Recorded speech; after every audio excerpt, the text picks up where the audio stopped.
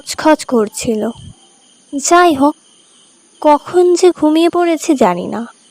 ঘুম ভাঙল আবার সেই শব্দে, ঠকঠক ঠকঠক। আজ প্রচণ্ড ভয় পেয়ে গেছি। আমি বরাবরই একটু ভীতু স্বভাবের। ঘড়ি দেখলাম, ঠিক রাত 2টো।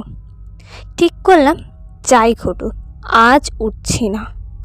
দেখি দরজা না খুলে কি হয়, কিন্তু সেদিন আবার এক নতুন ঘটনা ঘটল। ওই ঘরের একটা দিকে কিছু মূর্তি আর কিছু ছোট্ট ছবি দাঁড় করানো ছিল। এতকাল যেগুলো ঠিকঠাক দাঁড়িয়ে ছিল, আজ হঠাৎ সেগুলো দূর ধার শব্দে পড়ে গেল। ওই ঘরের পশ্চিম দিকে একটা বারান্দা আছে, তার দরজাটা ভেতর থেকে বন্ধ থাকে। স্পষ্ট শুনলাম সেই বারান্দাতে কার যেন পায়ের শব্দ। ওপরে আমি একা,